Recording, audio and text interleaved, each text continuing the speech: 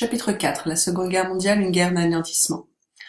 En 1939, l'Allemagne d'Hitler est déjà alliée à l'Italie de Mussolini.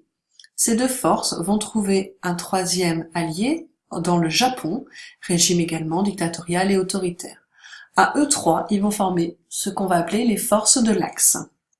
Ils s'opposent à l'idéologie communiste de Staline dans l'URSS ainsi qu'à tous les régimes démocratiques, représentés ici par le Royaume-Uni, la France, mais également la Belgique et le Luxembourg, et seront rejoints en 1941 par les États-Unis. En mars 1938, l'Allemagne avait déjà commencé la conquête de son espace vital, mais la première date importante, c'est en septembre 1939, l'Allemagne décide d'envahir la Pologne, et c'est le début de la Seconde Guerre mondiale.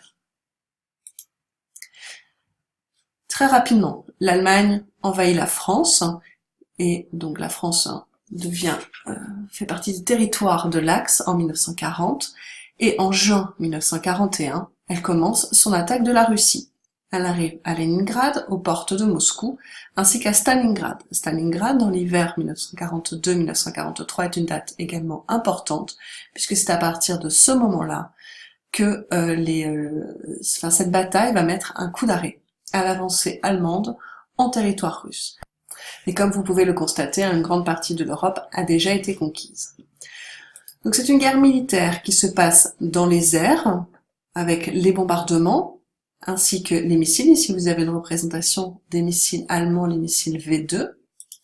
C'est une guerre qui se passe également sous la mer, donc dans l'océan Atlantique. On a une guerre sous-marine, c'est une guerre aéronavale, donc sur mer, et c'est également une guerre terrestre.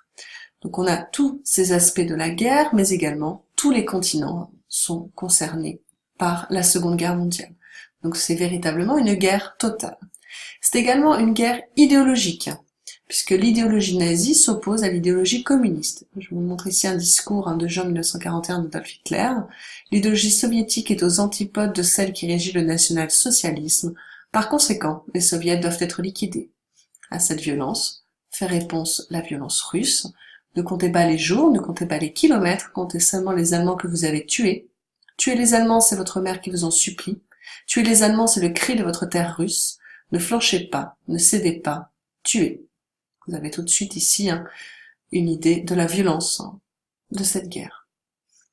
Elle n'a pas seulement lieu, comme je vous le disais tout à l'heure, qu'en Europe.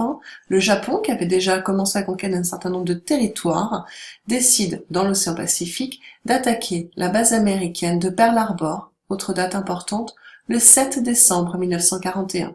Les États-Unis, attaqués sur leur propre terre, déclarent la guerre au Japon le 8 décembre 1941.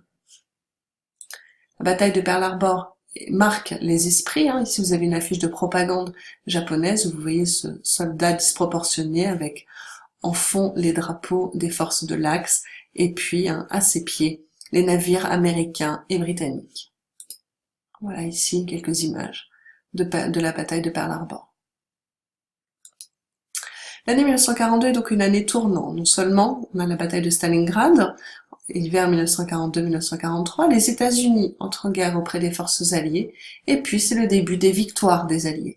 Il y a la différence entre cette carte, où vous voyez bien de 1939 à 1942 les victoires des pays de l'Axe, et puis à partir de 1942 le recul de ces pays, avec l'avancée de l'URSS sur toute l'Europe de l'Est, et puis, grâce au débarquement américain et anglais en Afrique du Nord, en Provence ou en Normandie, qui permettent la reconquête de l'Europe de l'Ouest.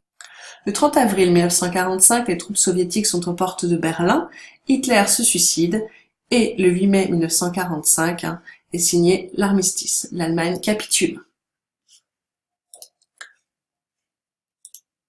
Mais la guerre n'est pas pour autant finie, car le Japon, lui, n'a pas capitulé. Pour mettre un frein à cette résistance, les États-Unis décident d'employer la manière forte et en août 1945, le 6 août 1945 et le 9 août, une bombe est envoyée, 2 bombes atomiques même sont envoyées sur Hiroshima et Nagasaki, ce qui force les Japonais à capituler.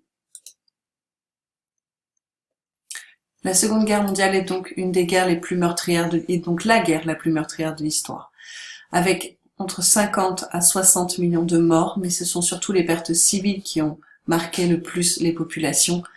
7 millions pour l'URSS, 5 millions pour la Pologne, 3 millions pour l'Allemagne. Ce sont des morts essentiellement liées au bombardement ainsi qu'au génocide des Juifs. Je vous laisse maintenant compléter la chronologie distribuée.